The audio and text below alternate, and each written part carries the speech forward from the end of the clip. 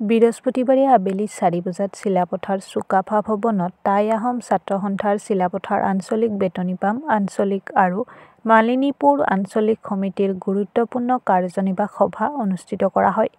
সভাত সভাপতিত্ব কৰে ৰাকেশ গগৈ, সমীৰণ বৰুৱা।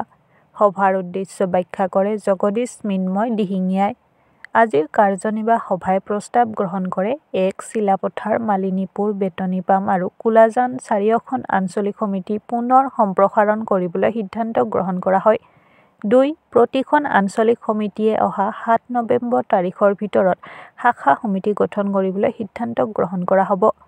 উক্ত সভাত আঞ্চলিক সমিতিৰ বিষয়ববীয়াৰ লগতে আটাছৰ কেন্দ্ৰীয় সমিতিৰ মুখ্য উপদেষ্টা দুলাল বৰুৱা, ধেমাজি জিলা সমিতিৰ উপসভাপতি অনুপম খনিকৰ, বিপুল চেতিয়াকে ধৰি কেইবাগৰাকী নেতা উপস্থিত থাকে।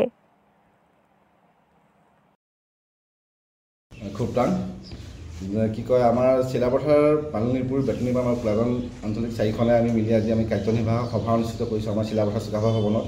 আমাৰ মূল লক্ষ্য উদ্দেশ্য হৈছে আমাৰ সংগঠনটোক তথা জাতিটোক শক্তিশালী ৰূপ দিয়াৰ কাৰণে আমি অহা নৱেম্বৰ মাহৰ 10 তাৰিখলৈকে আমি এইকেইটা দিন আমি সাংগঠনিক সপ্তাহ হিচাপে আমি মানিব বিচাৰিছোঁ। আমি এই সপ্তাহটোৰ ভিতৰত বা এই তাৰিখলৈকে আমি আমাৰ সংগঠনৰ শক্তিশালী কৰিবৰ কাৰণে আমি শাখা সমিতিসমূহ মজবুত কৰিব বিচাৰিছোঁ, মহিলাকো গঠন কৰিব বিচাৰিছোঁ বা আমাৰ কি কয় পুৰণা যিসমূহ কৰ্মী আছিলে, যিসমূহ নিষ্ক্ৰিয় হৈ আছিলে, আমি তেওঁলোককো আমি অব্যাহতি দিয়াৰ বাবে আমি ব্যৱস্থা কৰিছোঁ। লগতে পুৰণি যিখিনি সকলোৱে মিলি আগন্তুক দিনত আমাৰ সংগঠনটো শক্তিশালী কৰিবৰ কাৰণে আমি আমাৰ জ্ঞাতি বংশধৰৰ ওচৰলৈ আমি এই অহা 10 তাৰিখলৈকে আমি এইটো সাংগঠনিক সপ্তাহ হিচাপে আমি ঘোষণা কৰিছোঁ।